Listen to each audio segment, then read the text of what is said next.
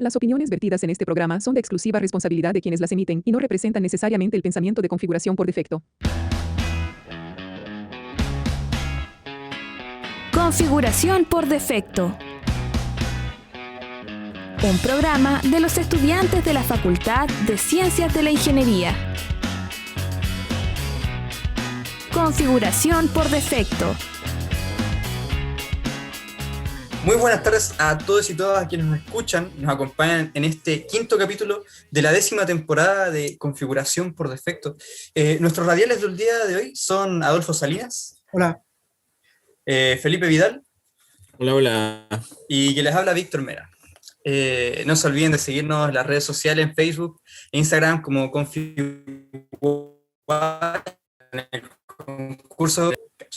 Hoy nos acompaña Jaime Kleiner. Él es ingeniero civil en informática de la Universidad. Hola, Bienvenido. bien. ¿Cómo estás? Bien, bien. Jaime, cuéntanos, ¿cómo va la vida en la pandemia? En casa. Está bien eso. No, Encerrado. claro, encerrado, cuarentena. No, igual, o sea, yo en mi caso, por temas de pega, por ejemplo, yo de antes ya trabajaba más de casa que ir a algún lugar a trabajar, entonces igual ese cambio no fue tan grande, pero para el resto de las cosas, ir a comprar, ir al súper, todo eso, mucho más complicado. Jaime, cuéntanos, ¿en qué trabajas actualmente? Cuéntanos sobre eso. Bueno, yo actualmente estoy en el proyecto Gemini. Estoy desarrollando software en el proyecto Gemini. Bueno, ya está en las últimas etapas ya del proyecto y trabajo ahí bueno, es multidisciplinario. Trabajamos con el laboratorio que está en el Hospital Base de Valdivia. Y bueno, más que nada o sea, es un software que apoya el diagnóstico de la enfermedad de la poliquistosis renal, que es como, así como explicado, a grandes rasgos, como que ellos necesitan obtener un segmento de ADN, digamos. Y para eso tienen que definir como el inicio y el fin de ese segmento.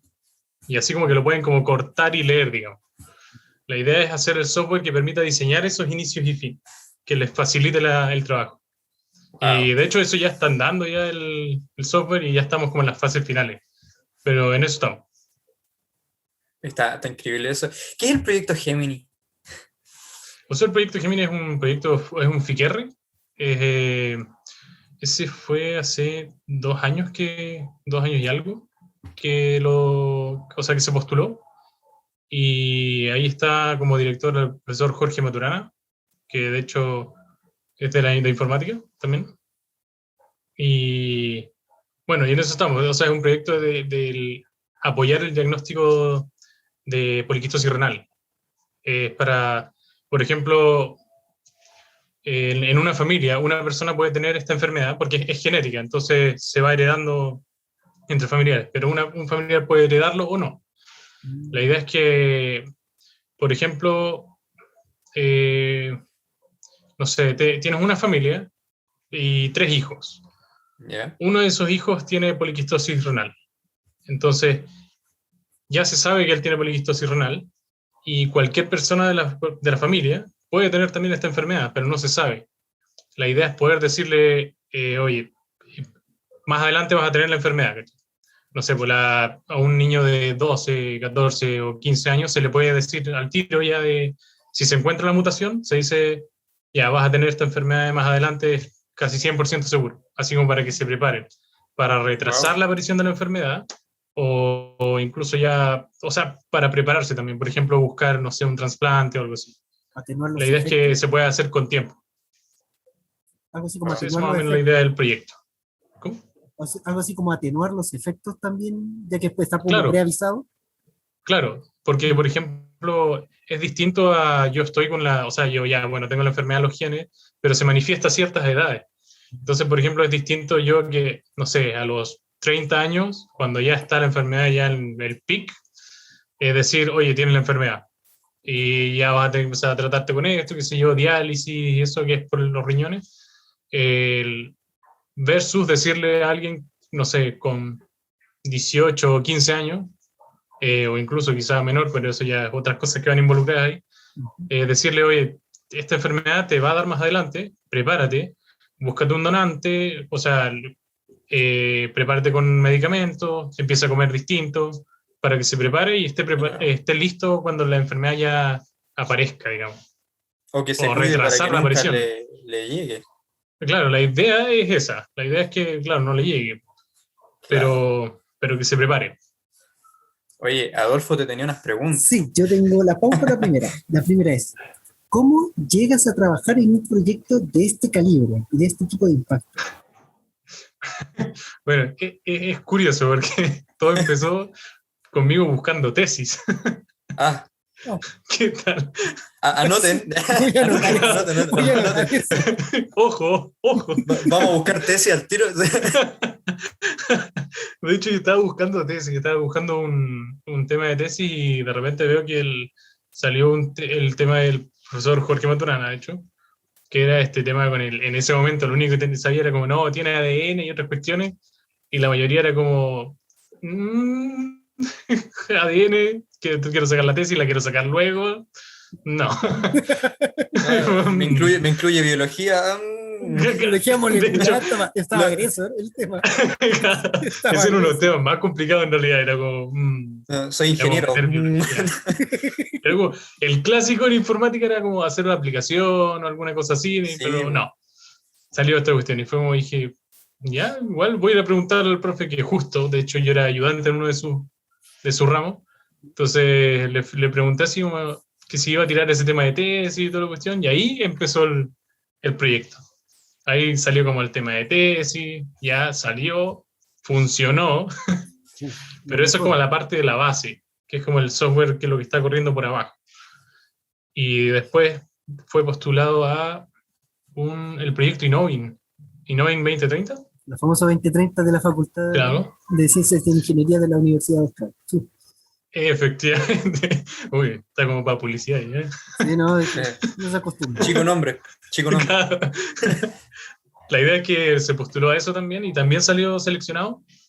Y después del Innoving 2030 fue como ese fue como ya, aquí Figuerre. Y ahí el profesor, ya el director, el profesor Jorge Maturana, tiró con todo en eso.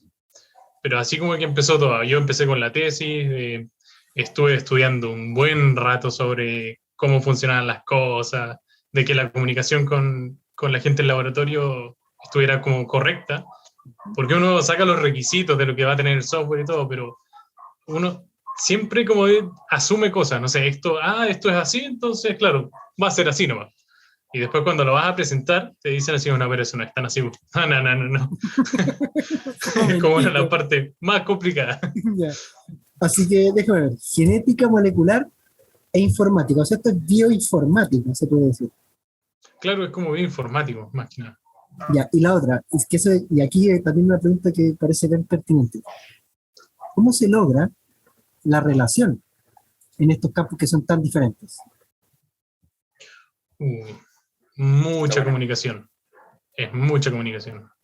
Porque es bueno que ambos lados, digamos, ambos sectores, conozcan un poco del otro, para que como en el intermedio se junten, digamos. Porque igual informática con bioquímica, juntarlo igual es como complicado. Pero una vez que se logra esa comunicación como correcta, se vuelve algo súper bonito porque es como que empiezan a salir requisitos, en mi caso requisitos para el software, por ejemplo, y vas entendiendo todo y te vas dando cuenta que aprendes caleta de cuestiones nuevas y creces mucho como profesional igual. Hola Jaime, buenas tardes. Hola. Bueno, yo te quería preguntar, ¿cómo fue la etapa de interiorización en la rama de la biología desde tu punto de vista como ingeniero informático? ¿Cómo fue que te adentraste en este nuevo mundo para ti? O sea, igual fue, ya, no fue fácil, tengo que decir, igual fue complicado, pero fue por el mismo tema que habíamos hablado de ese de uno creer que algo es así, pero realmente no es así, por el tema de que uno no ha estudiado el tema, entonces requiere estudios el tener como ese decidir sobre, digamos. Y igual fue como complicado, pero una vez que le agarré el ritmo, como gracias a la gran ayuda igual de parte de los profesionales de bioquímica y biología ahí que estaban ayudándome, que igual hicieron que esto sea como más ameno.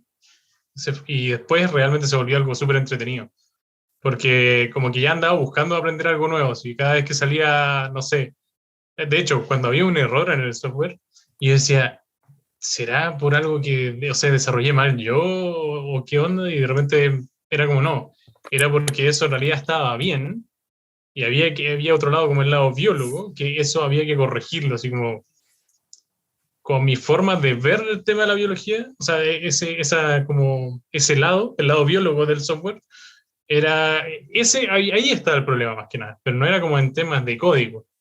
Igual fue entretenido ese tema. Claro. ¿Qué otros profesionales integran el grupo de trabajo de este proyecto y cómo se coordinan para trabajar? ¿Hay otro informático? ¿Ha sido difícil trabajar en un equipo multidisciplinario teniendo en cuenta el lenguaje que se ocupa en cada disciplina? Claro, o sea, somos hartos en el equipo de trabajo.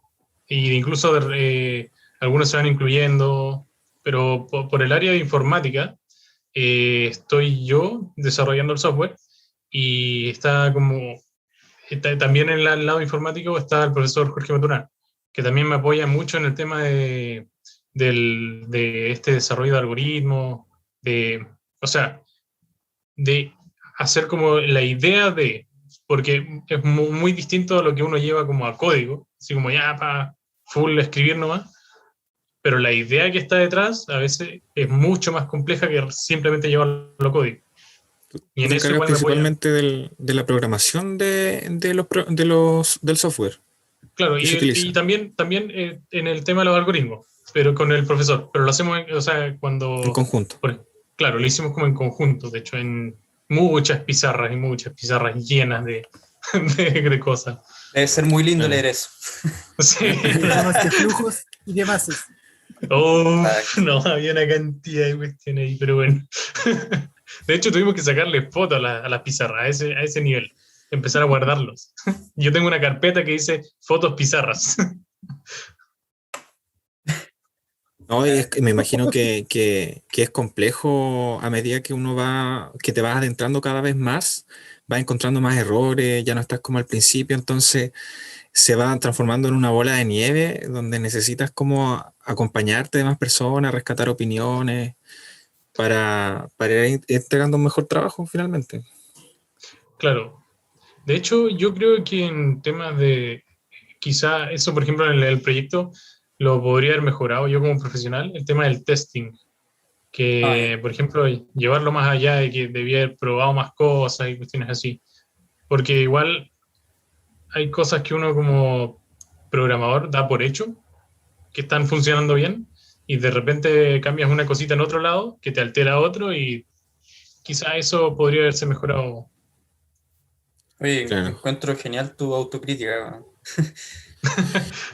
Sí, está, bueno, ahí, Que debe haber pasado. ¿cómo? ¿Nos puedes? Sí, Adolfo había dicho Que debe algo. haber pasado mucho, que en esa etapa de ese ensayo-error, me imagino que han sido muchos errores. Sí, no, Muchos así como probar, bastante. corregir esto, probar, corregir esto, otro. Claro. Sí, no. De Uno hecho, siempre parte de de repente abajo. pasa.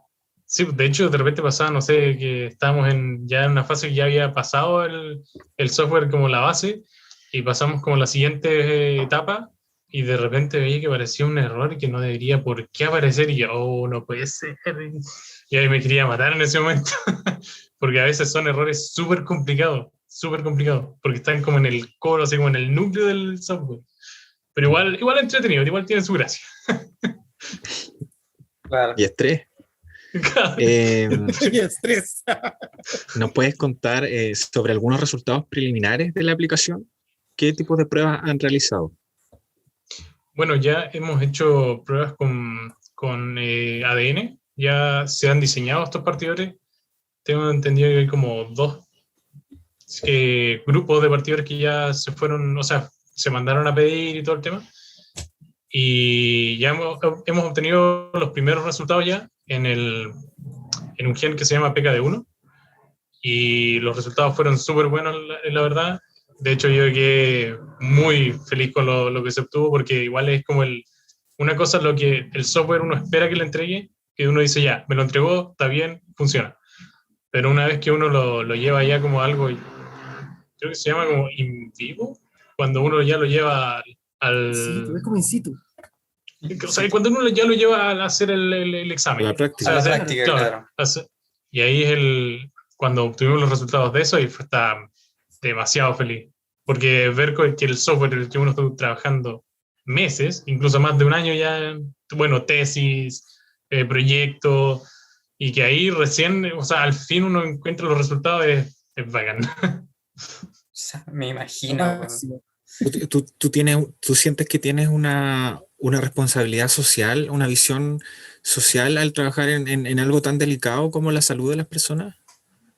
¿Cómo lo O sea, abordas desde ese punto de vista? ¿Lo piensan, lo analizan? O sea, claro, es un tema igual, porque es algo que, claro, en un momento era como ya hacer el software, que obtenga estos resultados, y como ya, bacán, trabajar con ADN y que obtener resultados bacanes. Pero eso es para mí. Y también a uno después le empieza a pesar, o sea, empieza a correr por la cabeza para otra persona que se vaya a beneficiar de este software, va a ser oye, mi hijo, o sea, le heredé, no sé, que heredó la enfermedad quizá, y mi hijo se va a poder preparar con tiempo para cuidarse de esta enfermedad, por ejemplo. O voy a poder conseguirle un donante a tiempo, gracias a que esto se pudo predecir con la ayuda del software. Entonces igual tiene su peso. Claro. Oye, ya pasando a otro tema, ¿tienes alguna anécdota que sea interesante, chistosa o algo de vergonzosa que te recuerde, ya sea en la universidad, en el trabajo? Mira. Cuéntanos. Esta es la pregunta clásica.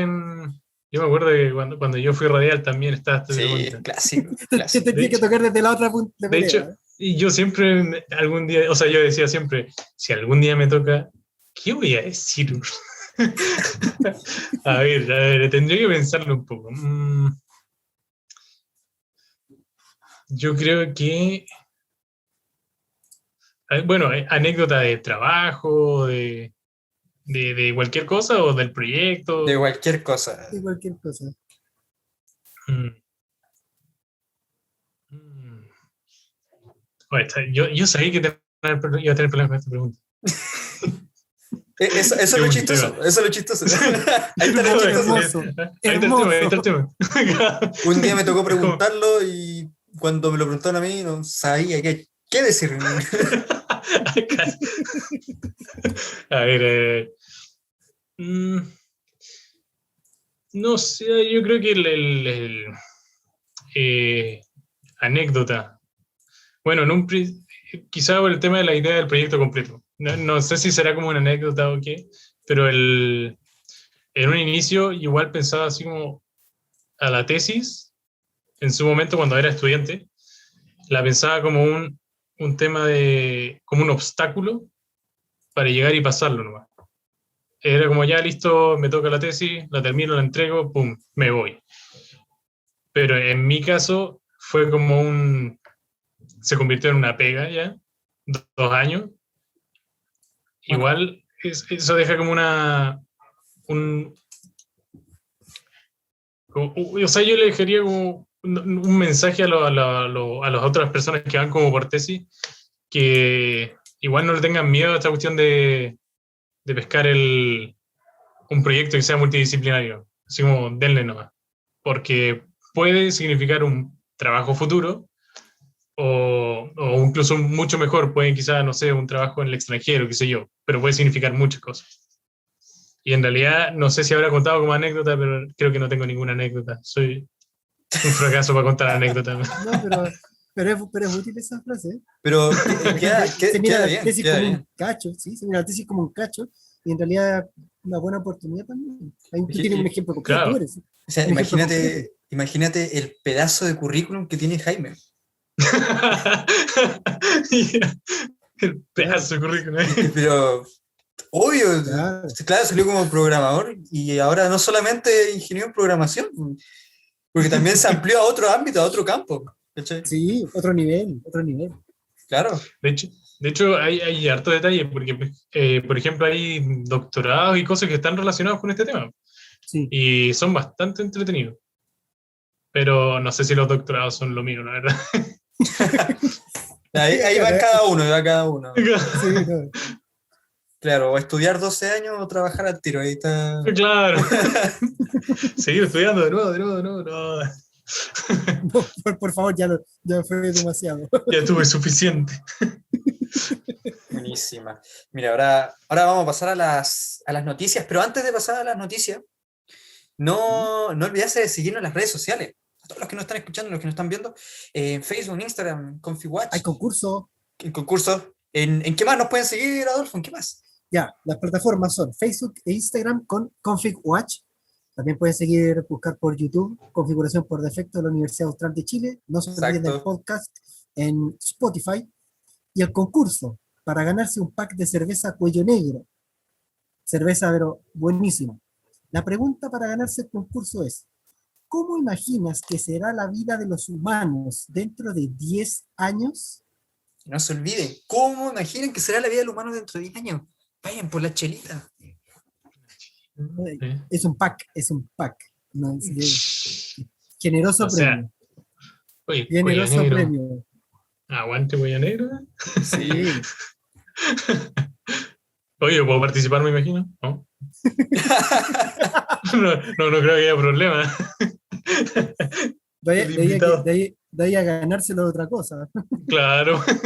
Claro. Estamos de vuelta. Configuración por defecto. En Radio Universidad Austral de Chile. Y ahora vamos a pasar a la sección de las noticias. Cuéntenos, chiquillos, ¿qué noticias tenemos hoy día?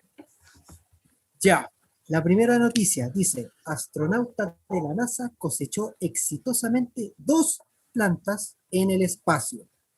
Finalmente, Aquí- astronautas veganos. No, los veganos saltan en el pie. El tema es el siguiente.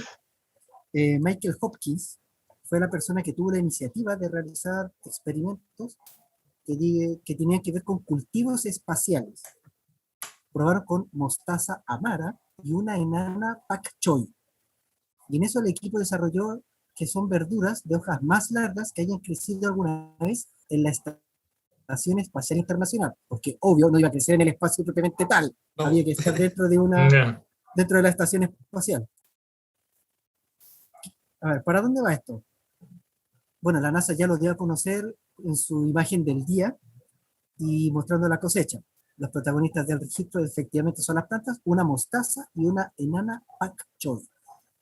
En esta oportunidad, la tripulación pudo disfrutar de estas nuevas plantas de hojas verdes gracias a la iniciativa del astronauta Michael Hopkins, como ya habíamos dicho, quien es el comandante de la misión SpaceX Crew One de la NASA, quien tuvo la idea de realizar 4 experimentos en sistemas de producción de vegetales.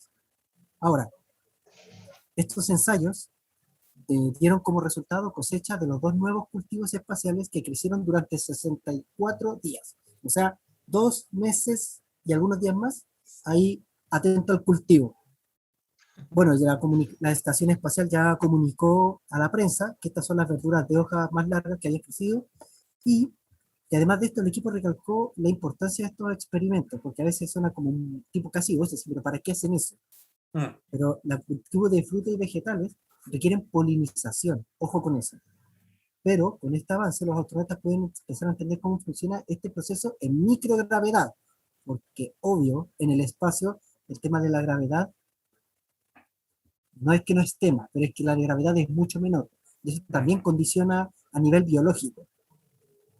Además de esto, los astronautas agregaron que las nuevas verduras en algunas de sus comidas diarias, o sea, también tiene que ver con el tema de autosuficiencia en términos de recursos. O sea, si pueden ser capaces de cultivar cosas como mostaza, puede ser incluso para tener sustento para comer, además de disfrutar comerlos, obviamente.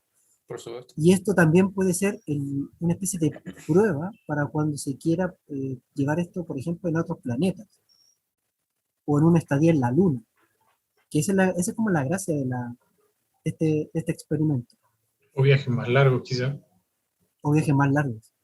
O ahí mismo Marte, que es la próxima frontera en estos momentos. Marte, la próxima frontera. Exacto. Yo creo que va por ahí. Claro. Es como el Es di- inicio de. Me acordé de Es Marte. distinto, es distinto irse Sí. a Marte con una pastita de comida a irse con una planta de tomate. Sí, hermoso. Yo una planta de tomate. Bueno, en mi caso tenemos Una planta de tomate un marciana. patio de huerto y lo estamos recuperando. De tomaco, una planta de El tomaco, oh, adictivo. Un tomate de esos que te dejan viendo marcianos, dijo. Qué grande tomaco. Pero ese va a ser el tomate normal nomás, pues. Ese va a ser el tomate Claro. normal si va a estar fuera de la tierra. Claro, claro. Ni una gracia, y tomaco. Tomate. Tomaco. Y así con la comida espacial. Oye, y como segunda noticia tenemos una científica dice que la IA, la inteligencia artificial, está malinterpretando las emociones humanas y está destinada al fracaso. Kate Crawford, investigadora de Microsoft, señaló que pese a cientos de millones utilizados en la implementación de reconocimiento de expresiones faciales, estos algoritmos no han presentado evidencia de funciones. ¿Ya? No sé si alguna vez se han metido a una página de internet que ustedes hacen un clic y le da una cara alterna que no existe en el mundo. Ya. Va pegadito con eso, va pegadito con eso. Además, enfatizó que es peligroso automatizar las emociones, ya que nos llevará de regreso al paseo frenológico. Durante décadas, los científicos han intentado codificar las expresiones faciales vinculadas con las diferentes emociones. Sin embargo, para que Kate, investigadora de Microsoft y de la Universidad de Southern, el gran desafío es la construcción de un algoritmo capaz de detectar las emociones de una persona, y parte de eso es ignorar las diferencias culturales y otros factores muy importantes. En repetidas oportunidades, los investigadores han intentado crear imágenes idealizadas de personas realizando expresiones correspondientes a diferentes emociones en específico, ¿ya? Sin embargo, debido a las condiciones de fotografía, solo se vinculaba con una cultura, descartando las demás. De esta manera, se indica que entrenar un algoritmo para que haga este ejercicio parece un ejercicio totalmente inútil. Es totalmente inútil hacer que logre cambiar todo ese sistema. Por ejemplo, existe un algoritmo de detección de expresiones faciales implementado por la Administración de Seguridad de Transporte de Estados Unidos, en el cual se desalojó para detectar de forma automática a los terroristas, ¿ya? Esto tras el miedo, estrés y engaño que crecía en la población luego del atentado del 11 de septiembre. Sin embargo, explica que pese a haber gastado unos 900 millones de dólares, aún no existe evidencia de que alguna vez haya funcionado. 900 millones de pesos porque sí. 900 millones de dólares. Es mucha O sea, de plata. dólares. Es demasiado. mucha plata. No, Y, y para y que no sirva. ese, no. Y ese es el peligro de automatizar los reconocimientos de emociones. Estas herramientas pueden llevarnos al regreso al pasado frenológico, cuando las usaban afirmaciones falsas para respaldar los sistemas de poder exigentes. Así fue como dijo la investigadora de Microsoft. Se detalla que las emociones son complicadas, ya que desarrollan, cambian con relación a la cultura, a la historia, el tipo de persona, lo que representa, los contextos, todo. Así que, en fin y al cabo, el marco de la guía no es capaz para realizar ese tipo de procesos. Igual si nos ponemos a pensar, no todos representamos las emociones de la misma forma, pero sin embargo... Y con la misma intensidad. Claro, pero sin embargo, todos al vernos sabemos qué representamos, pero no lo hacemos de la misma manera. Claro. Claro. Jaime, O sea, yo creo que por ahora no se puede hacer. Porque no lo han logrado, pero más adelante yo creo que en su tiempo van a poder lograr el tema de poder, o sea, identificarlo. Pero aún así, si lo logran, yo creo que hay un tema ya como de ética. Por ejemplo, el tema de para qué se va a usar. Eso es súper importante. Por ejemplo, el tema de los terroristas. ¿Qué pasa si un tipo lo identifican como un terrorista y no es terrorista. Eso en teoría sería como discriminación. Sí, po. Entonces hay un Sí. tema ahí ya igual pesado de análisis en ese sentido. Ahora, este tema tampoco es tan nuevo, o sea, ese tema de la inteligencia artificial, ética No. en su uso, eso ha sido abordado en cine, ha sido abordado en la literatura, No, desde tiempos remotos. O sea, yo creo que el ejemplo que se me viene a la cabeza es inevitablemente la película dirigida por Stanley Kubrick, 2001, Odisea en el espacio. Esa inteligencia artificial que se llamaba HAL 9000, pero por que el que supuesto. controlaba toda la nave y manipulaba el tema de sistemas de compuertas y un montón de cosas. Sí, el puntito rojo. El puntito rojo, El puntito exactamente. rojo. I'm sorry, Dave, but I can't do Oh. that. Un clásico de... Oh, sí, ahora me acuerdo creo que vi esa película. Sí, Ya cumplió, sí, clásico. ya cumplió 60. Ya cumplió 60. Oye, no hace mucho apareció unos pilares, ¿eh? Sí. Un tema recurrente, sí, pero también llega ese momento. O sea, que se supone que dicen que lo que nos diferencia del robot tiene que ver mucho con el tema de las emociones. Que prácticamente, O sea, claro, más allá de que un robot esté hecho para hacer cálculos, muchos cálculos y muy rápidos. Más allá de eso. Pero el tema algo que nos diferencia de las máquinas sería el tema de las emociones. Entonces, como que este algoritmo que busque igualar el robot al ser humano en términos de detección de emociones, 900 Pero igual- millones de dólares en investigaciones que no han dado resultados, igual da para pensar algo. Imagínate, pasa un tiempo futuro. Está Jaime con un grupo de programadores trabajando y logran desarrollar un software que recrea una lectura de emociones humanas. ¿qué tal? Listo. Voy a detectar a todos, son terroristas nomás, listo. Fue. Todo el mundo arrestado. Un niñito de 12 años, pum, terrorista. Preso. Era. No, y de ahí después cuando se repite lo que pasa en la película de Yo Robot, después, pues, También, pues, Claro, yo robot, también. claro, verdad. todos piensan que todos son malos y los robots que eran más viejitos y que no distinguían entre emociones eran los que servían más al final. Claro, eran los que tenían, o sea, que no tenían control sobre ellos mismos, entonces era como Exacto. el menos peligroso. Pero no, es un tema de la inteligencia artificial ahí. Un tema que Es que Claro.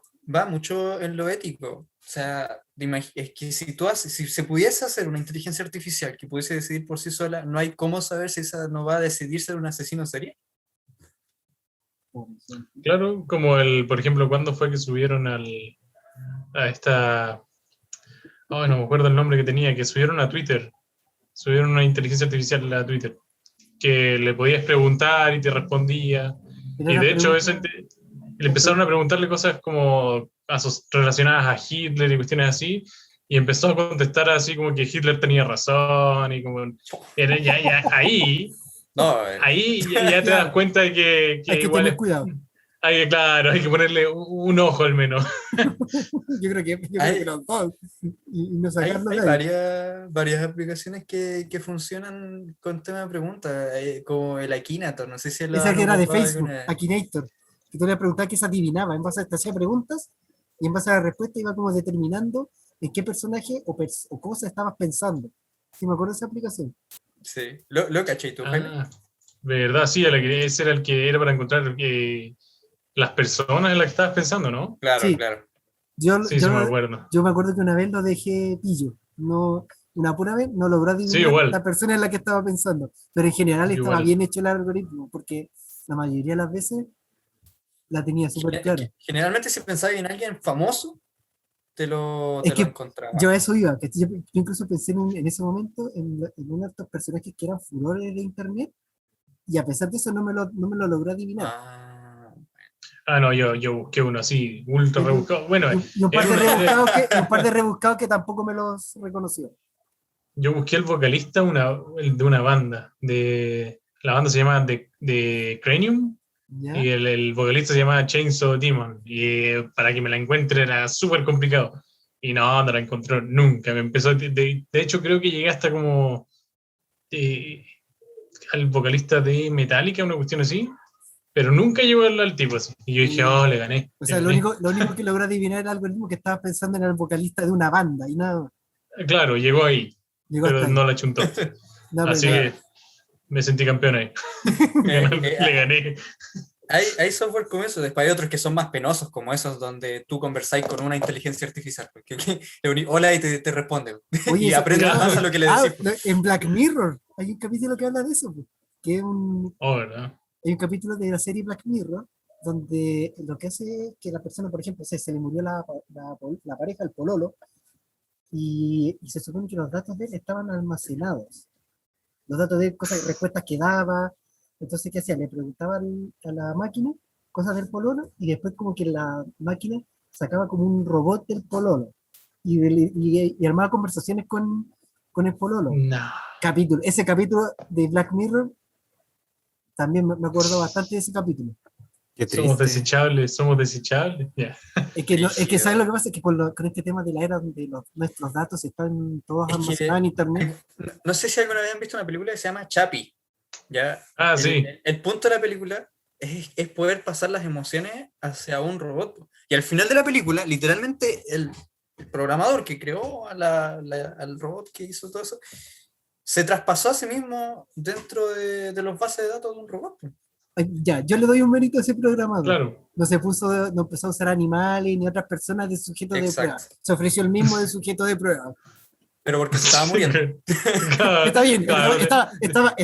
estaba simplemente mal de la cabeza. Sí, O como lo hizo Walt Disney, de congelar su cerebro para que las generaciones futuras lo utilicen eso de los con Ya. cerebros, inteligencia artificial. eso de los cerebros no es nuevo, porque por ejemplo, cuando está el caso de Pancho Villa, el revolucionario mexicano, y el caso Pancho de Albert Villa. Einstein, que ellos una vez muertos les sacaron los cerebros, Claro. los gringos, y prácticamente se lo quedaron porque querían analizarlo, y por razones diferentes. Por ejemplo, el caso de Einstein es pensado como una de las mentes más brillantes del siglo XX y probablemente de toda la humanidad. Entonces, claro, una vez que falleció, se quedaron con ese cerebro para hacer análisis, para ver, en el fondo, como tratar de estudiar por qué Einstein era tan brillante y logró hacer las contribuciones que hizo. Y en el caso de Pancho Villa, que fue mucho antes, obviamente, los gringos se preguntaban cómo un mexicano que se agarró a un ejército reducido fue capaz de meterse a Estados Unidos y revolver el gallinero con batallones que lo superaban en número. Entonces, cuando tuvieron, de hecho, la operación para matar a Pancho Villa no fue tan fácil, y una vez que lo consiguieron, se llevaron el cerebro de Pancho Villa y hasta el día de hoy no lo devuelven. Son personas que tienen al tener como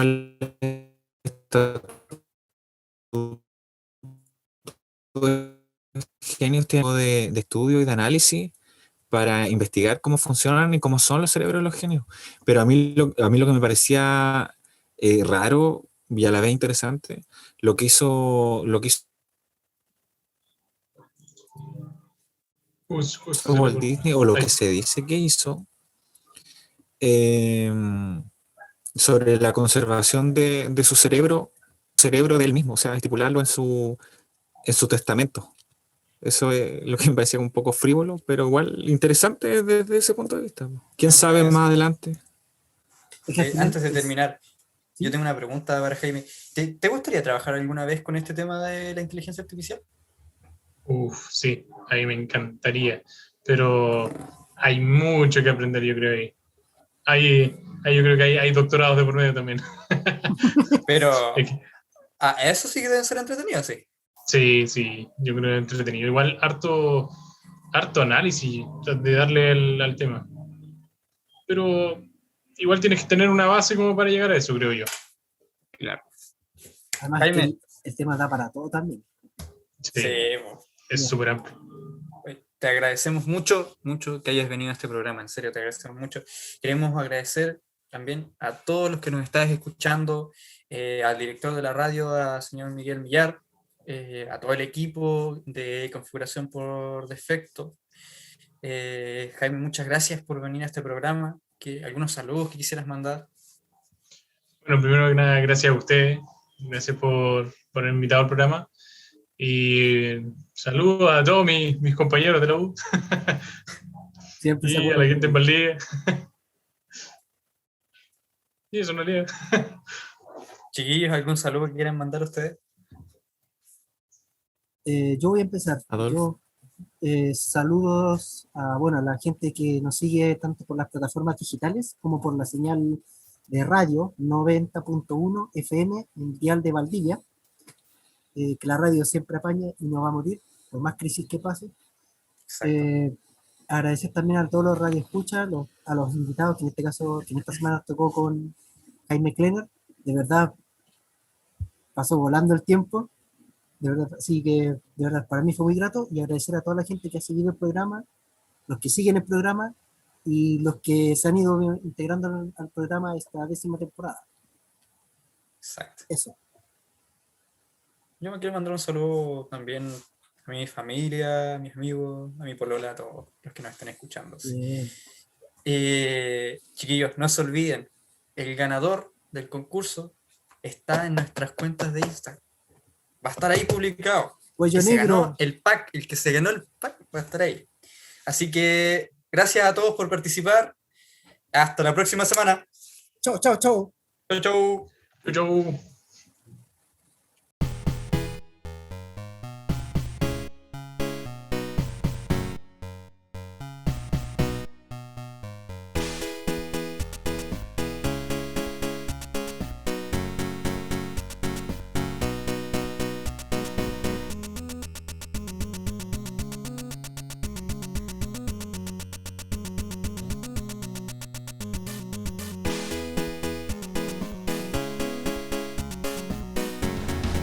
Es hora de reiniciar.